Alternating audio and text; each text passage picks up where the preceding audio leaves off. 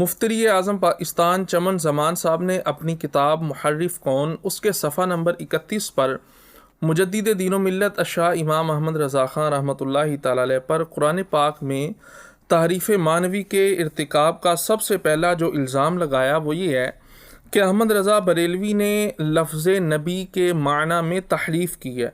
وہ اس طرح کہ مولانا احمد رضا چونکہ نبی اکرم صلی اللہ تعالیٰ علیہ وسلم کے لیے علم غیب کا نظریہ رکھتے ہیں، انہوں نے اپنے اس نظریے کی تائید کی خاطر لفظ نبی کا ترجمہ غیب بتانے والا کر دیا۔ پھر انہوں نے ایک مثال دی سورہ احزاب کی آیت نمبر 56 کی۔ اللہ تبارک و تعالیٰ ارشاد فرماتا ہے ان اللہ و ملائکتہ یصلون علی النبی۔ اس کا ترجمہ اعلیٰ حضرت نے کیا بے شک اللہ اور فرشتے درود بھیجتے ہیں اس غیب بتانے والے نبی پر۔ اب مفتری اعظم نے یہ کہا کہ جب لفظ نبی کے مادہ اشتقاق میں غیب بتانے کا معنی نہیں ہے تو غیب بتانے والا معنی کرنا یہ تحریف ہے۔ تحریف معنوی جب کر دی تو سو مولانا احمد رضا پر وہ سارے فتوے لگتے ہیں جو ایک محرف قرآن پر لگتے ہیں۔ اب قبل اس سے کہ میں ان الزامات کا جواب دوں اور حوالہ جات پیش کروں، ایک اہم قاعدہ اور قانون جو ذہن میں رکھنا بہت ضروری ہے، اور اس نے جو 15 اعتراضات اعلیٰ حضرت کے ترجمے پہ کیے ہیں، ہر اعتراض کے جواب سننے سے پہلے آپ کو یہ قاعدہ ذہن نشین ہونا چاہیے۔ وہ قاعدہ کیا ہے؟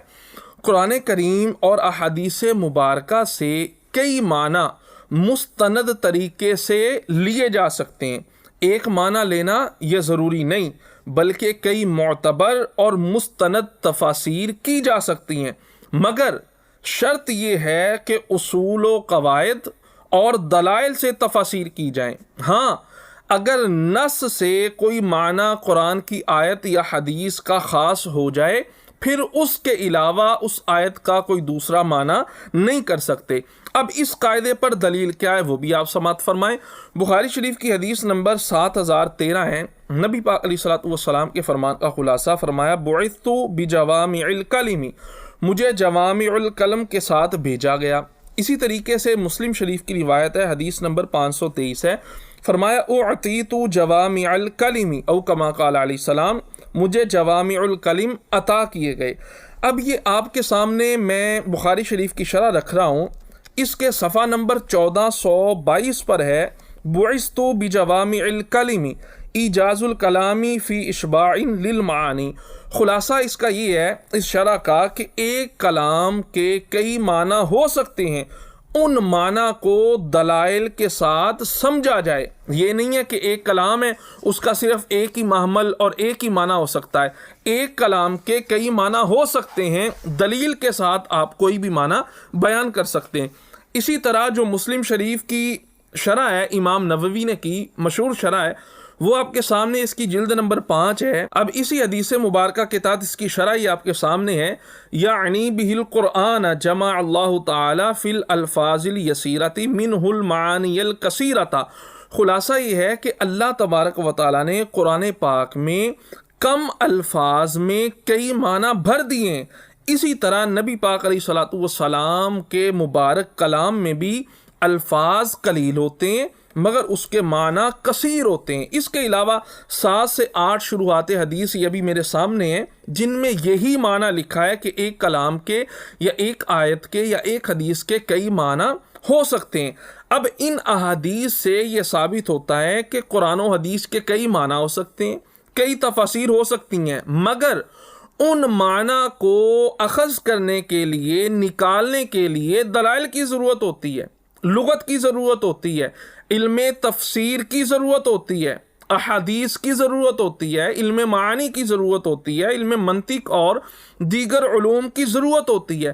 پھر ہم ان معنی میں سے ایک معنی کا انتخاب کر سکتے ہیں، لیکن اپنی طرف سے معنی بیان کرنا یہ بہت بڑا جرم ہے، گمراہی بھی ہو سکتا ہے اور بعض اوقات یہ کفر بھی ہو سکتا ہے۔ اب اس کے متعلق فرمان رسول موجود ہے کہ جو اپنی طرف سے قرآن کا معنی بیان کرے، جامع ترمذی کی حدیث نمبر 2950 ہے، آقا کریم علیہ السلام نے ارشاد فرمایا من قال فی القرآن بغیر علم فَلْيَتَبَوَّأْ مَقْعَدَهُ مِنَ النَّارِ، یعنی جس نے قرآن میں اپنی طرف سے کچھ کہا، اپنی رائے قائم کی، اس کو چاہیے اپنا ٹھکانہ جہنم میں بنا لے۔ تو یہ تفسیر بالرائے اس کی یہ وعید ہے، بغیر علم کے کوئی معنی اپنی طرف سے بیان کر دینا۔ یہ مرقات المفاتیح آپ کے سامنے ہے۔ اب اس حدیث کی شرح میں لکھا ہے من قال فی القرآن ای قولا بغیر علم ای دلیل یقینی جن او ظنی جن نقلی جن او عقلی جن مطابق للشرعی جی۔ خلاصہ یہ ہے کہ جس نے بغیر علم کے قرآن کا معنی بیان کیا، نہ کوئی اس کے پاس دلیل عقلی ہے، نہ کوئی دلیل نقلی ہے، چاہے وہ ظنی ہے یا وہ دلیل یقینی ہے۔ اب دلیل اس کے پاس کوئی نہیں ہے، تو اس نے اگر قرآن کا اپنی طرف سے کوئی معنی بیان کیا تو اس کو چاہیے اپنا ٹھکانہ جہنم میں بنا لے۔ اور اسی مرقات المفاتیح کے اندر آگے واضح طور پر یہ بات لکھی ہے، ہاں جو علم اور دلیل شرعی سے تفسیر کرے تو اس پر اس کو ثواب ملے گا۔ اب آئیے، مفتری اعظم صاحب نے جو پہلا تحریف مانوی کا الزام لگایا اعلیٰ حضرت پر، کاش یہ جو اس نے 77 صفحات لکھے ہیں، کالے کیے ہیں، اس میں یہ تحریف مانوی کی تعریف ہی ذکر کر دیتا۔ اس کو پتا تھا مفتری اعظم کو کہ اگر میں تعریف مانوی کا بتا دوں، تعریف کر دوں، پھر تو میں اعلیٰ حضرت پر الزام لگا ہی نہیں سکتا۔ اب تعریف مانوی کی تعریف کیا ہے؟ یہ الفوز الکبیر آپ کے سامنے ہے، بڑی اصول تفسیر کی مشہور کتاب ہے۔ اس کے اندر تعریف مانوی کی تعریف لکھی ہے، وَالتَّحْرِيفُ الْمَعْنَوِيُّ هُوَ تَأْوِيلٌ فَاسِدٌ بِحَمْلِ الْآيَةِ عَلَى غَيْرِ مَعْنَاهَا بِتَعَسُّفٍ وَإِنْحِرَافٍ عَنْ سَوَاءِ السَّبِيلِ۔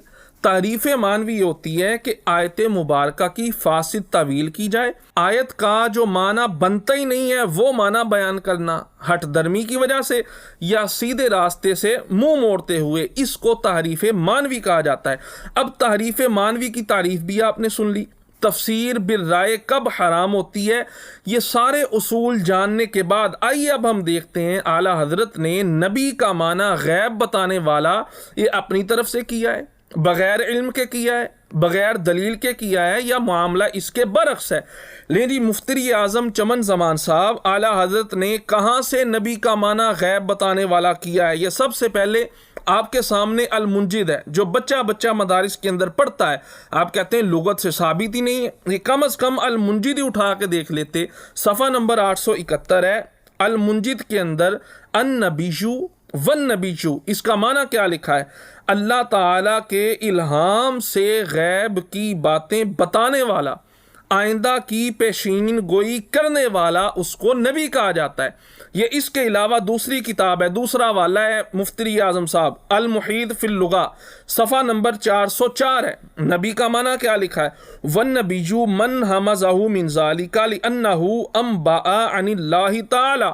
نبی اس کو کہتے ہیں جو اللہ کی طرف سے لوگوں کو خبر بتائے۔ اس کے علاوہ یہ تیسرا والا آپ کے سامنے ہے، معجم اشتقاقی ہے، جلد نمبر 4 ہے، صفحہ نمبر 2145 ہے۔ اصلها نبی بالحمز بمعنی منبع من اللہ او منبع عن اللہ۔ نبی وہ ہے جو اللہ سے خبر لے کر بتائے یا اللہ کے متعلق کچھ بتائے، اس کو نبی کہا جاتا ہے۔ چوتھی کتاب یہ آپ کے سامنے العین ہے، صفحہ نمبر 382 ہے۔ اس کے اندر بھی نبی کا جو معنی لکھا ہے، مفتری اعظم صاحب توجہ کے ساتھ دیکھیے اور سنیے، وَالنَّبِيُّ صلی اللہ علیہ وسلم يُنبِئُ الْأَنْبَاءَ عَنِ اللَّهِ۔